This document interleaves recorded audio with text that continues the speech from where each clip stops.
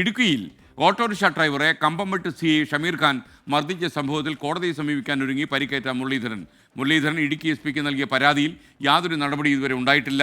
Case തേച്ചുമാച്ച് കളയാനുള്ള നീക്കമുണ്ടെന്ന് Muraleedharan 24-നോട് സംശയത്തോടെ പറഞ്ഞു. 24 breaking.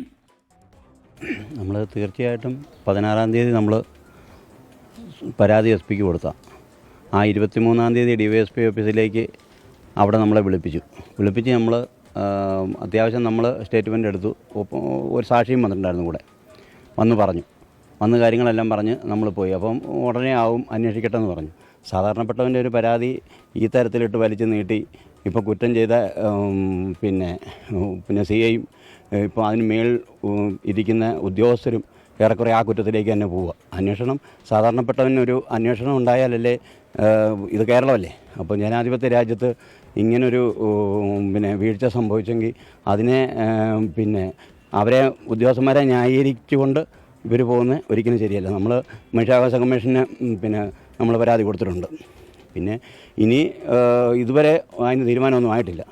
ഇനി ഇങ്ങനെ പോയാൽ നമ്മൾ അടുത്ത നടപടി എന്താണെന്നുള്ളത് കോടതിയെ സമീപിക്കാനാണ്. കോടതിയെ സമീപിച്ച് വേണ്ട നടപടി കിട്ടുമെങ്കിൽ നമ്മുടെ സംസ്ഥാനത്തെ ഉദ്യോഗസ്ഥർ അനുവദിക്കുന്നെങ്കിൽ നമുക്ക് അതിന് നീതി കിട്ടും എന്നുണ്ടെങ്കിൽ നമ്മൾ നീതിക്ക് തന്നെ പോകും. മാനസിക ബുദ്ധിമുട്ടുള്ളതുകൊണ്ടാണല്ലോ നമുക്കിപ്പോൾ ഇത് അറിയിക്കേണ്ടവരെ അറിയിക്കണമെന്ന് പറയുന്നത്.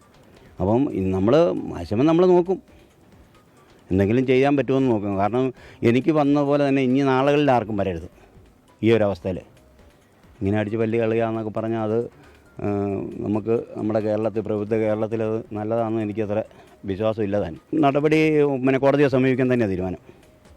നടപടി വൈകുന്നതനുസരിച്ച് കോടതിയെ സമീപിക്കണം. അതും കൂടെ നമുക്ക് കിട്ടിയില്ലെങ്കിൽ പിന്നെ എന്താ ചെയ്യേണ്ടതെന്നുള്ളത് നമ്മൾ ആലോചിക്കണം. ഇടുക്കിയിൽ നിന്ന് രാഹുൽ വിജയൻ തത്സമയം ശരിയാണ്. Rahul, good morning. രാഹുൽ, യഥാർത്ഥത്തിൽ ഇയാൾക്കുണ്ടായ ദൈന്യത മറ്റൊരാൾക്ക് ഇനി ഉണ്ടാകാൻ പാടില്ല. എന്തൊക്കെയാണ് വിവരങ്ങൾ? ഈ മുരളീധരനെ കമ്പംമെട്ട് CI മർദ്ദിക്കുന്ന ദൃശ്യങ്ങൾ സഹിതം 24 ആണ് പുറത്തുവിട്ടത്. അതിനുശേഷം ഇപ്പോൾ ആഴ്ചകൾ കഴിഞ്ഞിരിക്കുന്നു. അതിന് മുമ്പേ ഈ മുരളീധരൻ ഇടുക്കി SP പരാതി കൊടുത്താണ്. പുതുവത്സര ദിനത്തിൽ യാതൊരു പ്രകോപനവുമില്ലാതെ റോഡരികിൽ നിന്നിരുന്ന മുരളീധരനെ മർദ്ദിച്ചു എന്ന് പറഞ്ഞുകൊണ്ട്. ആ ദൃശ്യങ്ങളിൽ വ്യക്തമാണ് ഒരു പ്രകോപനവും ഉണ്ടാക്കാതെയാണ് ഈ മുരളീധരനെ കമ്പംമെട്ട് CI ഷമീർ ഖാൻ മർദ്ദിക്കുകയും ചെയ്തത്. എന്നാൽ ഇതുവരെ നടപടി എന്താണ് ഉണ്ടാകാത്തതെന്ന കാര്യത്തിൽ നമുക്കും സംശയമാണ്. എന്തായാലും മുരളീധരൻ പറയുന്നത് ഈ CIയെ ഷമീർ ഖാനെ സംരക്ഷിക്കുന്ന നിലപാടാണ് സ്വീകരിക്കുന്നത്.